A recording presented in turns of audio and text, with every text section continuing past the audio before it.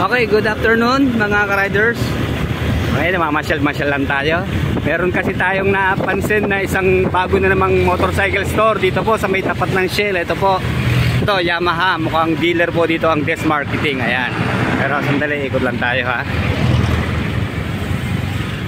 Okay, siguro bisitahin natin. Tama-tama, may hinahanap akong unit ng Yamaha Mio eh. Baka meron dito. 3, 2, 1, go.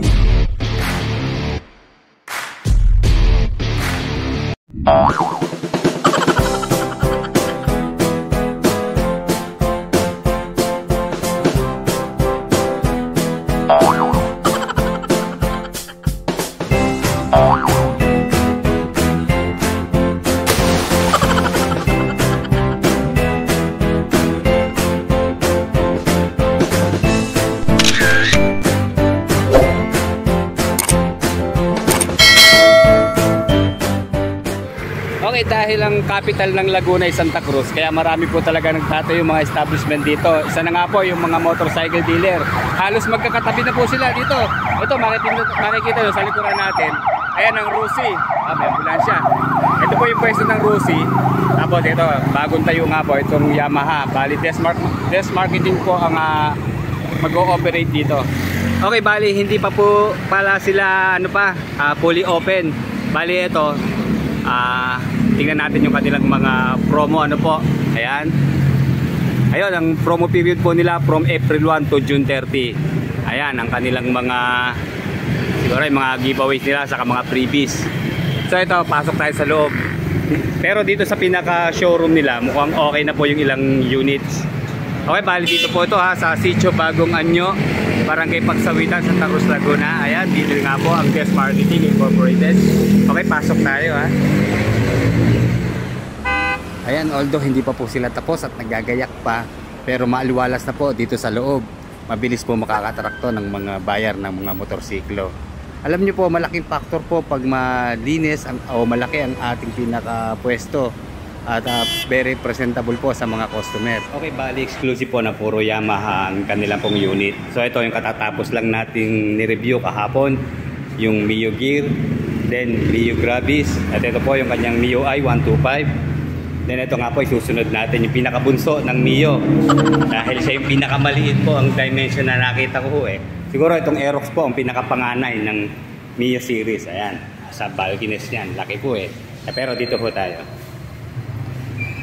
Okay, bali available po sa apat na magagandang kulay itong Mio Sporty. Bali ito nga po itong cyan, then meron din po silang magenta, then matte blue at matte black available din po.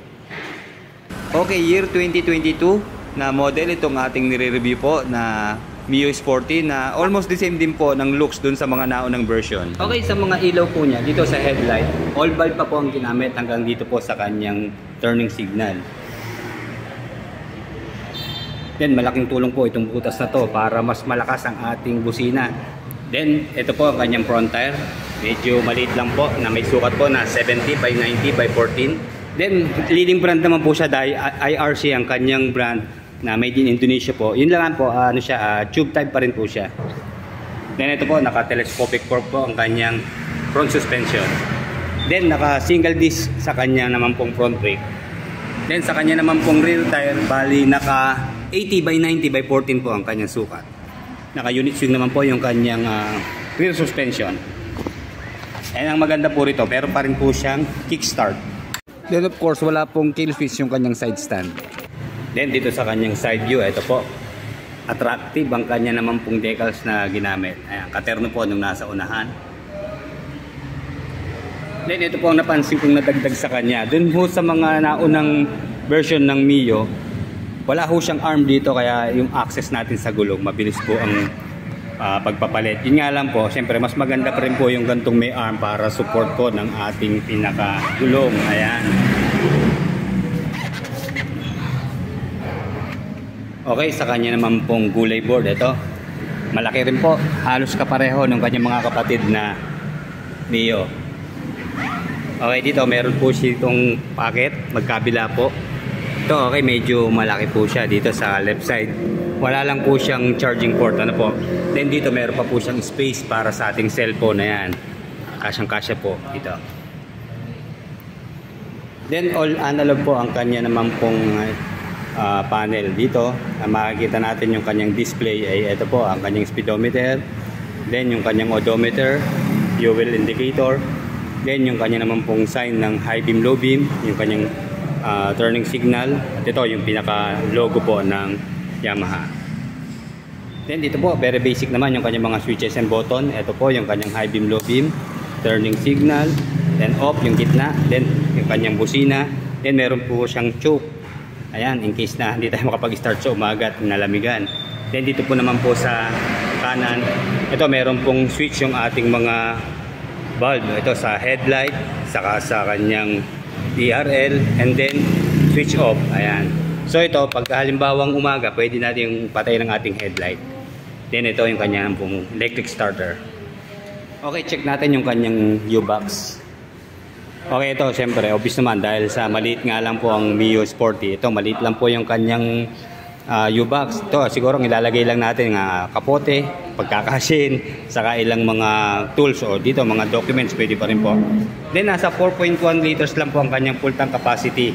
Then ito po ang kanya naman pong fuel consumption sa ating pong research. Umaabot po ng 46 km per 1 liter. Then sigurado ang top speed po dito dahil 1.5cc lang po siya. Expect na natin siguro mga 80 km per hour, okay na po yun.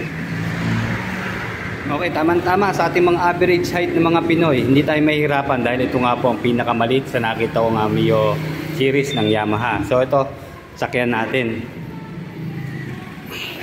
Okay, tayo po ay 5'8" at meron po tayong size 9 or size 9.5 na sukat ng paa. Kaya ito almost eksakto yung ating paa, pero meron pa naman po siyang konting allowance. Ayan, makakagalaw-galaw pa tayo. Then ito maganda sa kanya, hindi dikit yung ating tuhod sa kanyang pinaka-pocket kahit meron po siya dito magkabila. Kaya yan.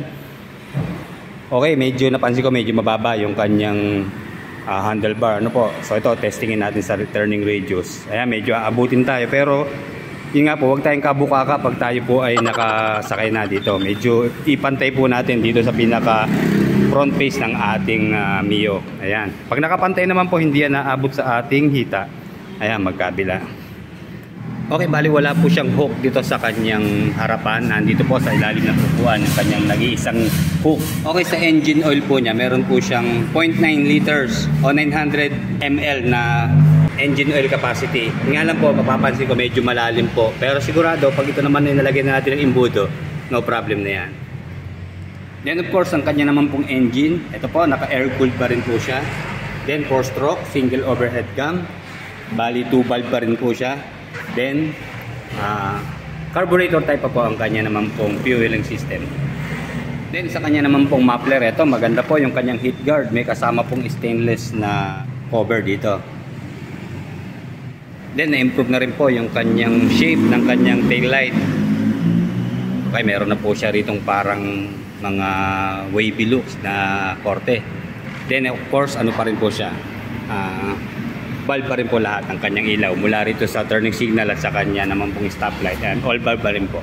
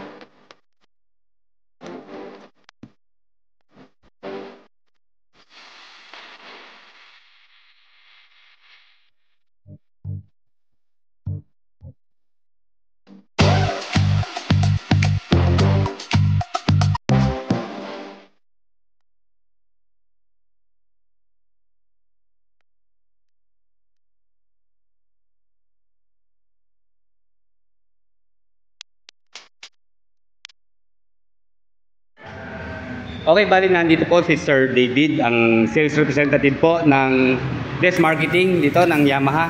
Sir, bali tatanong ko lang po, magkano po ba ang cash price ng ating Mio Sporty?